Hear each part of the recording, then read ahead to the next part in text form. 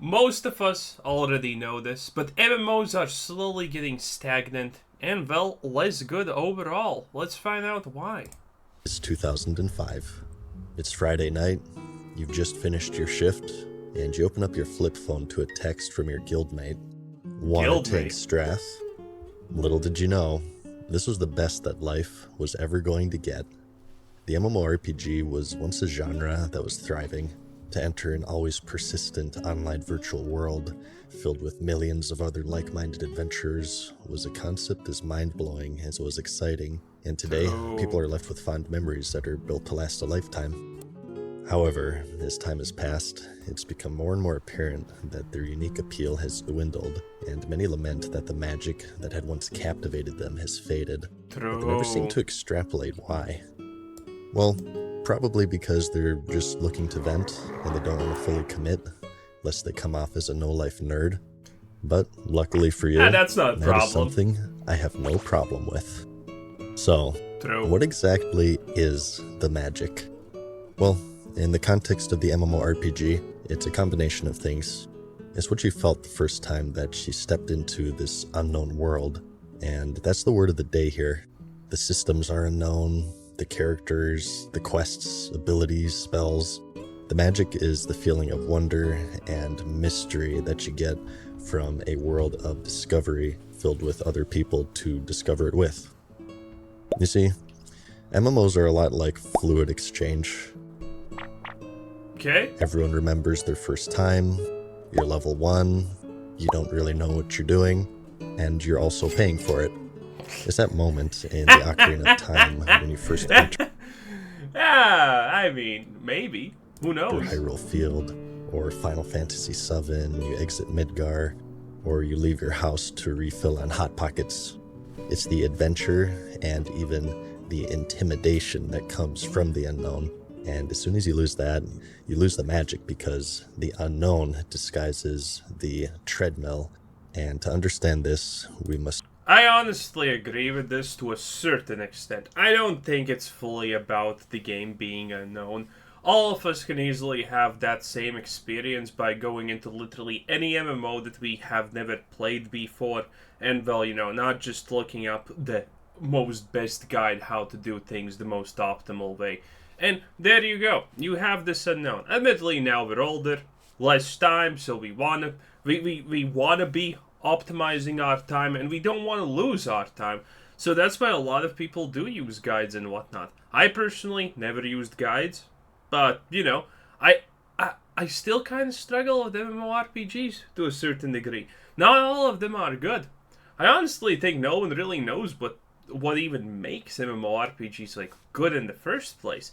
We all see World of Warcraft Classic, and we all say, yeah, it's a good game. There's like 3 billion flaws in it, but some magically how it's a good game. You make a game exactly like that, but it has 1/10 of the flaws, and that's a worse game some magically how, even though all the flaws are not there. So I don't know. What actually makes an MMORPG great is probably never going to be known at this point. First examine how games function on a fundamental level. Okay. So, funny. Why do games exist? They don't serve any purpose that's critical to our survival. I mean, most good games you can actually define by how much hentai they have. A bad game will never have a lot of Rule 34 of it. A good game will have tons of Rule 34 of it. I mean, that's one reason why games exist, for porn. I mean, most of life exists for that reason, probably. They were created as mediums from which to draw entertainment. Every game ever made is constructed to reward you for outperforming or outwitting an opponent, whether they be a robot or a person. In chess, the problem is capturing the enemy king without losing yours, and the solution is to outwit your opponent by busting out that queen on turn 2, yo.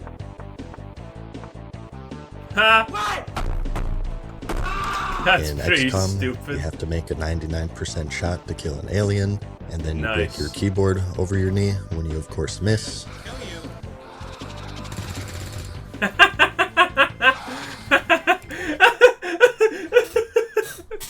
Yeah, that seems about right. That's like the most common experience. Yeah, that's pretty good. I quit. I quit. I quit. And in life, the problem is to not starve to death, and the solution is to work, making a large amount of money for someone else and a fraction for yourself. Hey, if you're not doing work that you consider fun or entertaining, well, yeah, that's on you. Hey, before I did YouTube, I was a business analyst, bro. I worked in the government. I yelled at people. It was great. It was the best. I honestly sometimes think maybe I should quit YouTube and go be a business analyst somewhere and just yell and ruin people's lives. That shit was the tits, honestly. It was a blast. I still long for that experience.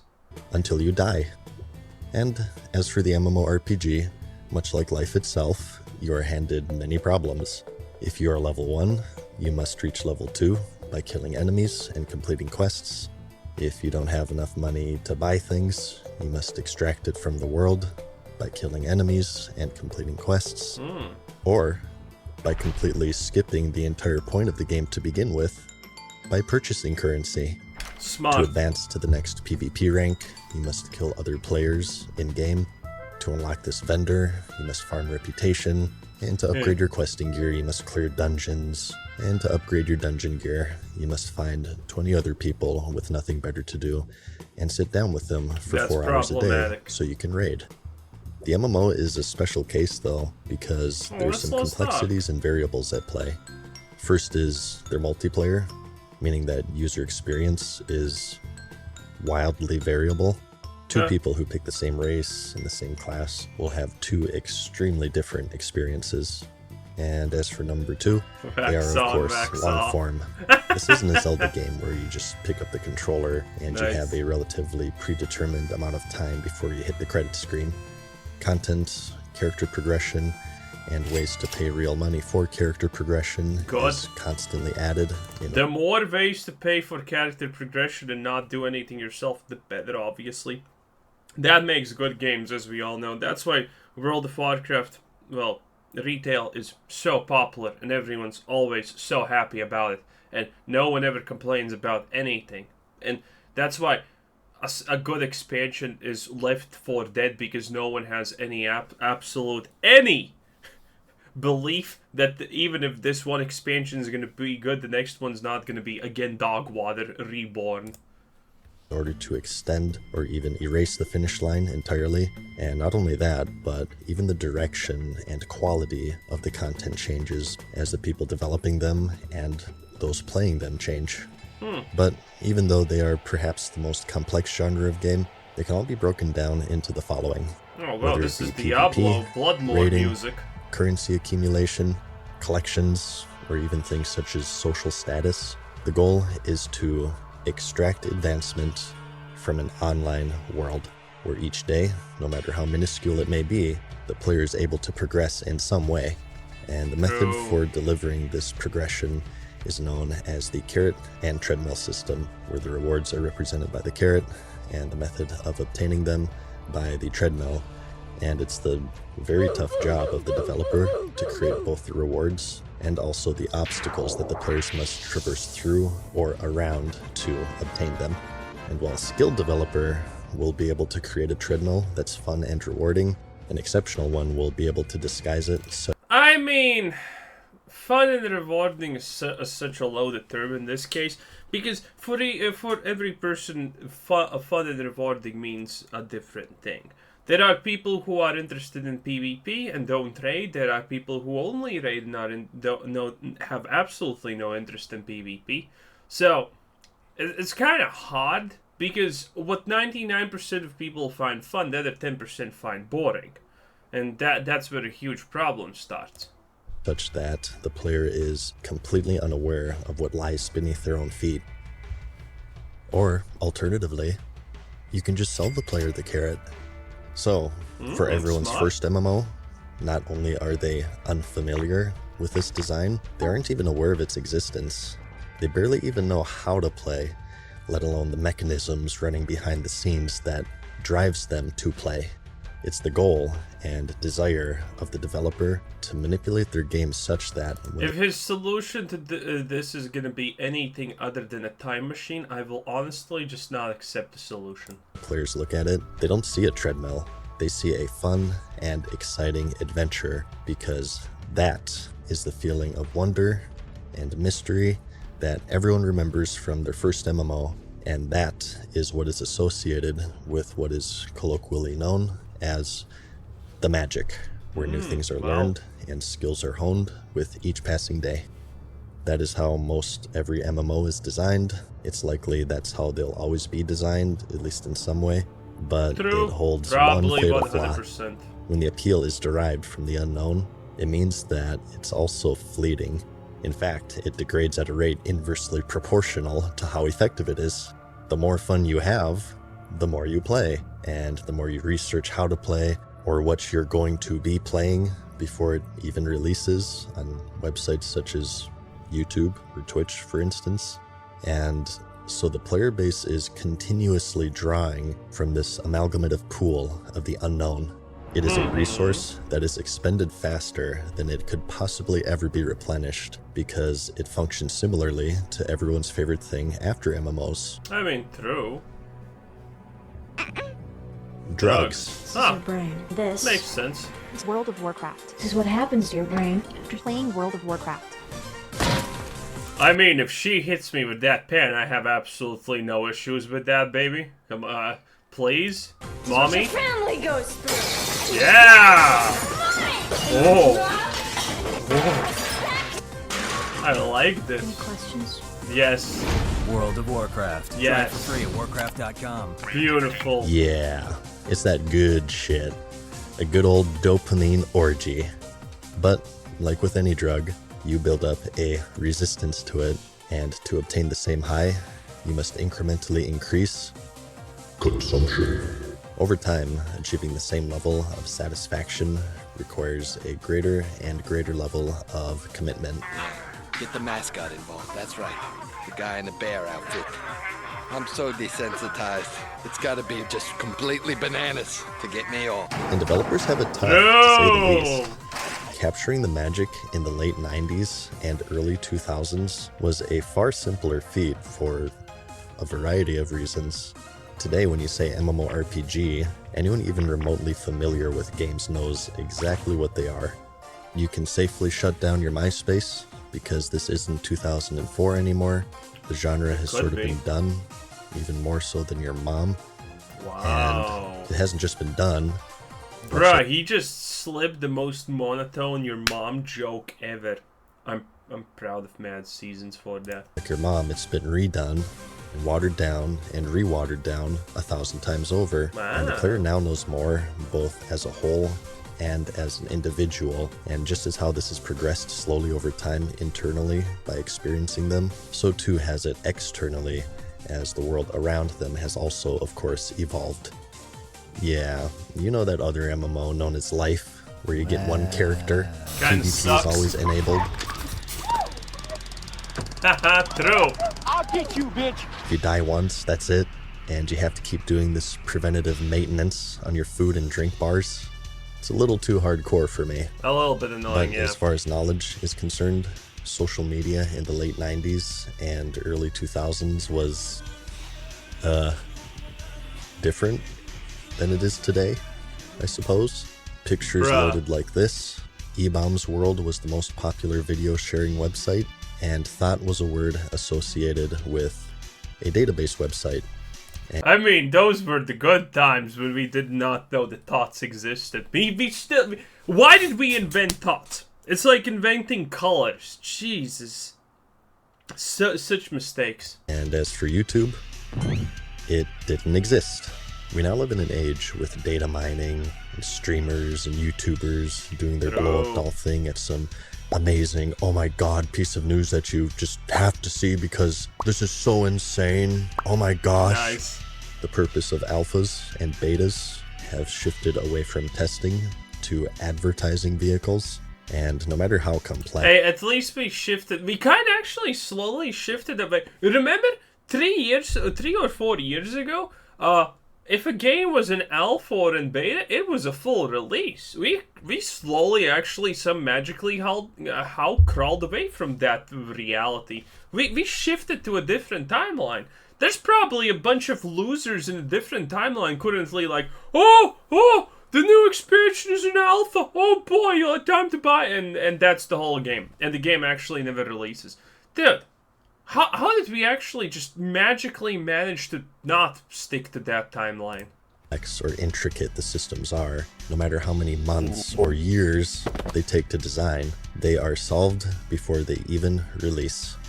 Something that MMO developers have learned over the years is that the player must be protected from themselves. True. To create a treadmill that doles out That's rewards true. in a fun and healthy manner is a delicate procedure, as in a way, the player will fight against it.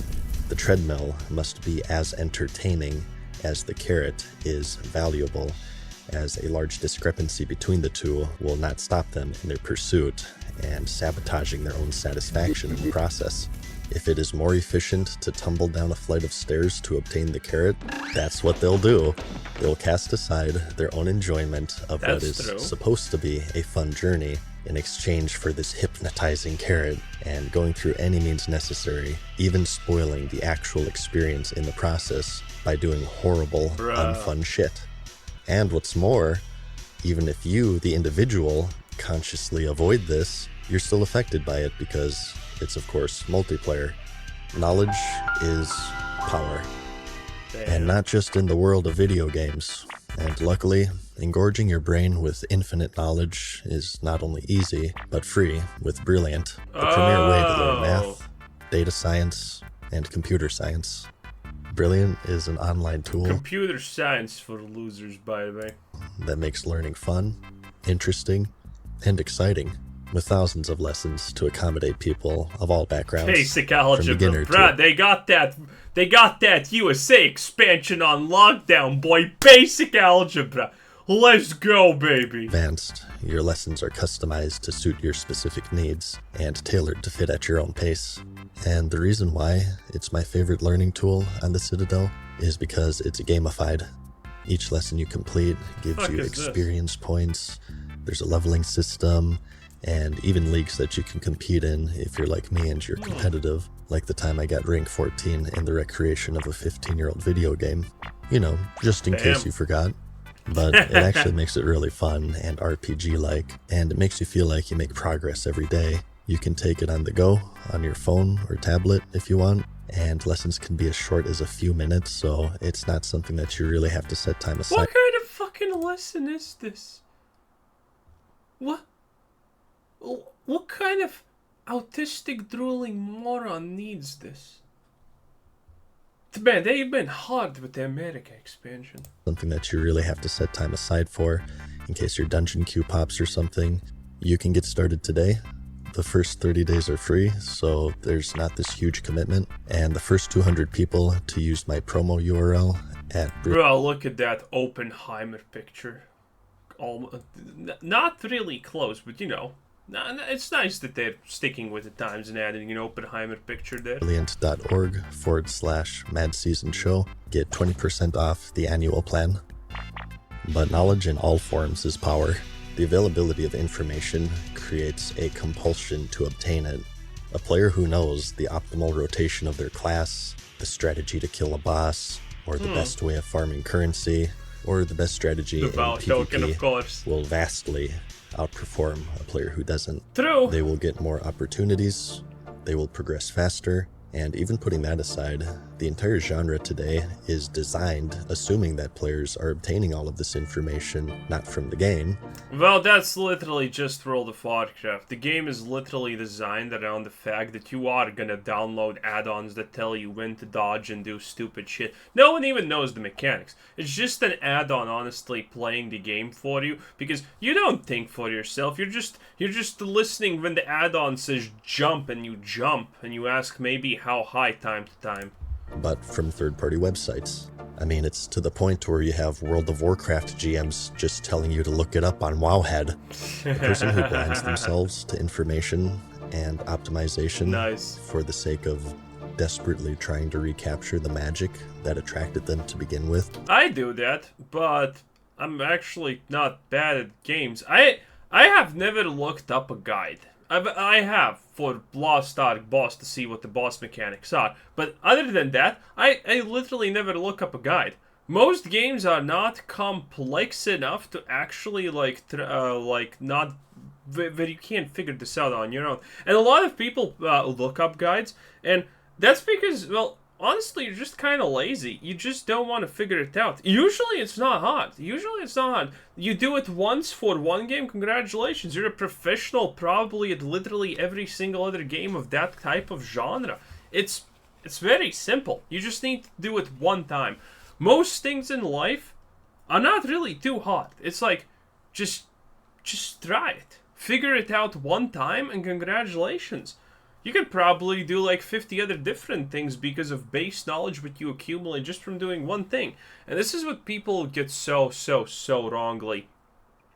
There are so many things in life that you can do, and that knowledge, that experience, translates to completely different things if you just know how to apply it. And most people honestly, they just don't do it. So, you know, if you play with guides, there's nothing wrong with that, but try something out for yourself. You're probably not going to be far off. And, well, then the game's going to be more interesting because you need to figure out how things happen. Like, figuring out an outlaw rotation was pretty fun when I first started playing retail and I first tried an outlaw rogue. Yeah, was pretty interesting to figure out what's the correct rotation. Still not sure if it's the best rotation that I came up with, but hey, worked when it was fun. Is ostracized by their guild as dead weight, lazy, they will always be behind, and they will always have to have a bit of slack picked up for them. So, whether it be forums, streams, YouTube, Discord, information is as available as it's ever been, and combined with the fact that it's human nature to play games as efficiently as possible, what used to be an ocean of the undiscovered is now a puddle that's desperately lorded over by a player base with a full belly. Nice. And a question in their head asking, where's the magic gone? And that's not even getting to the worst part, and that's the fact that it is not going to change. Agreed. I like that he actually used a good picture of Bobby. This is probably his best picture. The MMO is also on the decline because it's a genre that encourages iteration over innovation. Oh, someone's cooking meat outside. Man, is it time to be a friendly neighbor, maybe? I mean, free shit is free shit. Anyway. Yeah. Well, I think it is time to be a friendly neighbor after this video. Smells good. But before you paint a target on the back of modern MMO developers, the true source can be traced back to the year 2004 with the release of an MMO that you may be familiar with. Silk The Road. success of World of Warcraft both reinvigorated and doomed the MMORPG genre, as it brought in an audience so large that it ended any questions regarding the magic formula. Up until this point, MMOs were in their growing stages. The genre was as popular as my Tinder profile, and while some saw moderate success, partly due to their expense and large time commitment, there had yet to be one to find a formula popular enough to break into the mainstream. But because of this, experimentation was rampant as developers were still trying to find what did and what didn't work, and as a result, uniqueness, ironically enough, was commonplace. However, when World of Warcraft hit store shelves in November of 2004, the answer from then on was theme park at the expense of sandbox, linearity at the expense of open-endedness, and handcrafted developer-made content over player-made content. The solution was discovered, and with it came the end of experimentation, and consequently, what followed. I mean, if if we removed World of Warcraft from the equation, we would still get World of Warcraft at the end of the day. I think World of Warcraft was just the first ones to get this formula, like, 20% down, and that was enough. And yeah, everything else is kind of following the same principles, but it's not like it's possible to make something different, because if that was possible, someone would have already done it. Was Stagnation, Lord of the Rings Online, Warhammer, good luck with the second one, by the way, Age of Conan, Aeon, Nice. Star Wars, The Old Republic, Final Fantasy, whatever. You level to the max through a mostly linear campaign of quests, do dungeons, after dungeons you raid, PvP, maybe cyber, and then complain on the forums that there's nothing to do until the next patch comes out. And it's pretty easy to understand why. It's because experimentation most often results in failure. MMOs are extremely expensive to develop. The ongoing support that they need is astronomical. Star Citizen? Star Citizen only at $500 million? Pfft, bro, muchacho. Star Citizen is probably already past $1 billion. New World, 200 million. Everyone knows how that disaster turned out. Amazon, and best part is no one probably even got fired. The Old Republic, the Elder Scrolls Online, wow, also 200 mil. That's insane. Final Fantasy, Firefall was trash, I think, right? Expensive to develop. The ongoing support that they need is astronomical. The worlds they demand are massive. The systems are complex, as their effect largely depends on the ever-changing community. These aren't single-player games where developers can create these contained experiences to be played in a very controlled and specific way. In a Mario game, Person A is going to relatively have a similar experience to Person B, and this can be said for most any single-player game, with the exception being the more open-ended ones, such as Elder Scrolls or Elden Ring, for example. What in oblivion is that? Yeah! But still, most people that Nice. finish a game do so in a pretty similar and controlled fashion. However, in the world of MMOs, there are hundreds of different activities and different ways to play. Whereas one player primarily raids, another PvPs, another collects, another gathers resources, or maybe Woodcutting's lame. Mining, though, is fun in New World. this other guy just quests, or cybers, or maybe a little bit of everything. And due to the fact that they are generally designed to be experienced with other players, an uncountable amount of variables are introduced that have drastic effects on player experience. A new player in scenario A may get into the game and happen to run into someone whom they become friends with, join their guild, become friends with them. An e-girl. They run into an e-girl. Then they finally think, oh, this is my lucky break. I'm finally gonna find the girl I love. We were gonna get mad, and it's a fat dude in his 40s. The true experience. Raid with them, and before you know it, it's 20 years later, and you're about 30 pounds fatter and 50% balder. Alternatively, Not even close, dude. Not even fucking close. Lush is beautiful. in scenario B, this very same player, maybe instead of meeting a friend, instead met an asshole. Maybe they only last a few weeks. The game is exactly the same, barring add-ons when they're installed. I'm currently playing Guild Wars, and by currently playing Guild Wars, I mean I'm like level 7 or something in 3 days. Literally like 1 hour of game time, but I'm gonna play it off and on. Everyone has the same files and the same interface and the same problems and the same tools with which to solve them. Good Yet, tools. the experience is so drastically different, and systems that are designed to be played one way may be played in a completely different way, and as a result, designing them becomes extremely fucking complicated. So, in an effort of avoiding True. vagity, let's go over an example from everyone's From? favorite MMO. It's the third expansion, the shitty one, the Cataclysm. There was a PvP island called Tolbarad, and it was an open world PvP zone, much like Wintergrasp, or later Literally didn't play Cataclysm. Trash Can, and it was designed to be a form of battleground. back when the game actually had two factions. The goal was to capture a fort. Hey, if you didn't pick the horde, that's on you, Chief. And the side that won had to defend against the other side that previously lost. So, that's how it was intended to be played. But, as it turned out, because attacking was way harder, it was made to be more rewarding. Makes sense, right? Nothing could possibly go wrong with this. But, uh-oh. Carrot shiny. So what happened instead is that both factions came to a mutual understanding.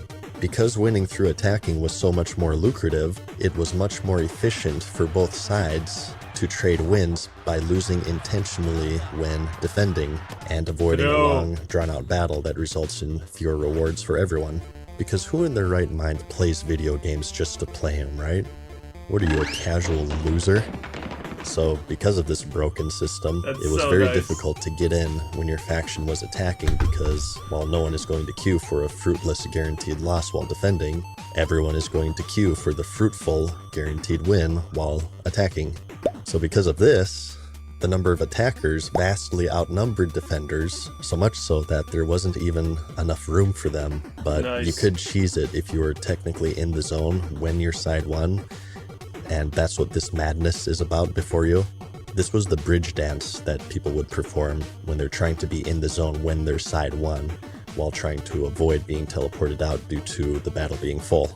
And not to stick on WoW too much, pretty much this exact same scenario would also be repeated in Ilum in Star Wars The Old Republic on its... I mean, this... Ooh, man, that's some good shit. Wow. So I mean, this is as expected as it gets. Of time. I don't even honestly consider this like a bad thing because this is the devs fucking up. The fact that they made one side so much more prevalent than the other is their own fault. Like,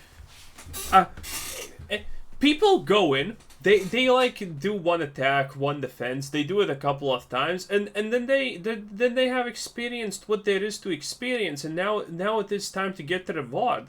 And well, if there's like a way to get the reward 5 times faster, they're gonna do the thing that allows you to get the reward 5 times faster. It's basic logic.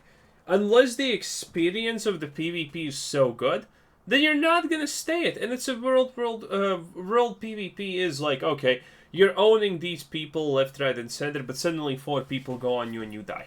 Kinda sucks. It is what it is. It also costs a lot of money, so resources are more often dedicated towards the systems that are proven to work, as opposed to the systems that might work if the players fucking behave.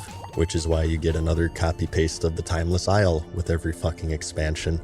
And that is why most every MMO has a simple formula of level to the max, dungeon, raid, PvP, and then pumping microtransactions through every possible orifice.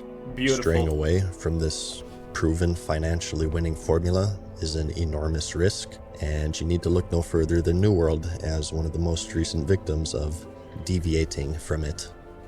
And so, New World didn't deviate from it. It was just a shitty game, and that's pretty much it. After like 30 minutes of monotone narration, we finally arrive to the truth that's about as depressing. Actually, he was excited throughout the whole video. As my voice. If experimentation is absent, so too is innovation, and without innovation, there is no unknown, and without the unknown, there is no magic. I semi-agree with this. And what you're left with is a generation that's very intimately familiar with the genre that is not going to change as safe iteration triumphs over the volatile innovation. It's like, probably most of you are agreeing with this point, but the reality is, there have been tons of MMOs. Every year there's like 5, by the way, new MMOs that come out. Bet you didn't fucking know that now, did you? The reality is, a lot of MMOs have tried pretty much everything there is, and well, there is a need for huge experimentation to actually nail it down to a decent degree, okay? And, well, currently kind of not happening. New MMOs come, they try something new, they don't nail it down, well, no one tries it again. Because finding something alternative to what we currently have is gonna require way more effort than, 200 dead MMOs in 3 years. It's probably gonna be 5 times that. And as a result, the player base collectively are more aware of this carrot and treadmill system more so than ever before. Regardless of all of that, always remember that the most important thing is to like this video and to subscribe. Okay, Mad Season Show, you absolute fucking legend. So yeah, that was the Mad Season Show. Great to Steffu as always. He doesn't have a plug for some stupid reason at the end. Like, what's wrong with you, Mad Season Show? How do you do that? Anyway, this was Quizzer Sid. Thanks for watching. Subscribe if you haven't already, and have a nice day. Bye-bye.